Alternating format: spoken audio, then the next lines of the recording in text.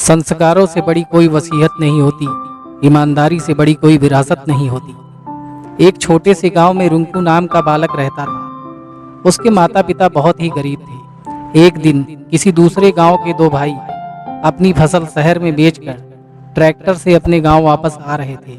फसल बेचकर जो पैसा उन्हें मिला था उन्होंने वह एक थैली में रख लिया। अचानक एक गड्ढा आया और ट्रैक्टर उछला।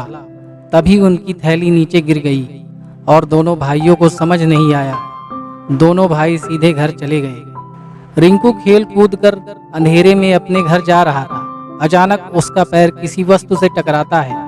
उसने देखा तो पता चला कि किसी की थैली है। जब नंदू थैली खोल कर देखा तो उसमें नोट भरे हुए थे। वह हैरान हो गया और सोचने लगा कि पता नहीं किसकी थैली होगी।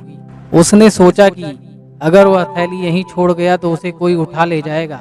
वह मन ही मन सोचने लगा कि जिसकी यह थैली होगी उसे कितना दुख और कष्ट हो रहा होगा। हालांकि छोटा सा लड़का उम्र में बहुत कम था और निर्धन माता पिता का था, लेकिन उसमें सूझबूझ काफी अच्छी थी।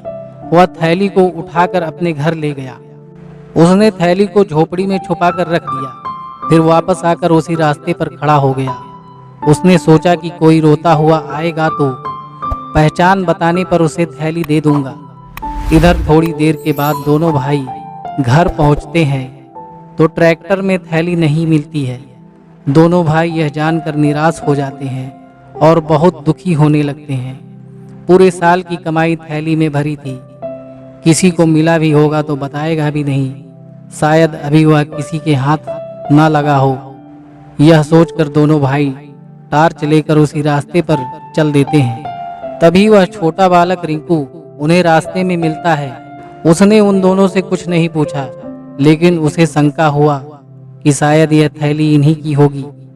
रिंकू ने दोनों भाइयों से पूछा, आप लोग क्या ढूंढ रहे हो? उन्होंने उनकी बात पर कोई ध्यान नहीं दिया। उसने दोबारा पूछा, आप दोनों क्या ढूंढ रहे हो? उन्होंने कहा, अरे कुछ भी नहीं ढूंढ रहा हूँ, तू जा, तुझे क्या मतलब? दोनों भाई आगे बढ़ते जा रहे थे। रिंकू उनके पीछे पीछे चलने लगा। वह समझ गया था कि नोटों वाली थैली शायद इन्हीं की हो।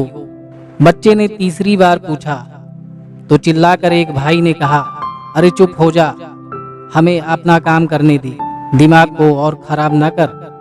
अब बच्चे को समझ आ गया था कि वह थैली अवश्य ही इन्हीं की है। उसने फिर पूछा, आपकी थैली खो गई है क्या? दोनों भाई एकदम रुक जाते हैं और बोलते हैं, हाँ। नंदू बोला, पहले थैली की पहचान बताइए। जब उन्होंने पहचान बताई तो बालक उन्हें अपने घर ले गया और झोपड़ी में रखी थैली उन दोनों भाइयों को सौंप दी। दोनों भाइयों की प्रसन्नता का कोई ठिकाना नहीं था। बच्चे की ईमानदारी पर दोनों बड़े हैरान थे। उन्होंने इनाम के तौर पर कुछ रुपए देने चाहे, पर बच्चे ने मना कर दिए। बच्चे ने कहा, यह तो मेरा कर्तव्य था। दूसरे दिन दोनों भाई बच्चे के स्कूल गए। उन्होंने बालक के अध्यापक को यह पूरी घटना सुनाते हुए कहा, हम सब विद्यार्थियों के सामने उस बालक को धन्यवाद देने आए हैं। अध्यापक के नेत्र में आंसू भर आए। उन्होंने बालक की पीठ थपथपाई और पूछा, बेटा, पैसे से भरे थैले के बारे में अपने माता पिता को क्यों नहीं बताया? नंदू बोला, गुरुजी, मेरे माता पिता निर्धन हैं। रुपयों को देखकर उनका मन बदल जाता तो हो सकता है रुपए को देखकर उसे लौटाने नहीं देते और ये दोनों भाई निराश हो जाते। यह सोचकर मैंने उन्हें नहीं बताया। सभी ने बच्चे की बड़ी प्रशंसा की। दोनों भाई ने उसे कहा, बेटा धन्यवाद, गरीब होकर भी तुमने ईमानदारी को नहीं छोड़ा।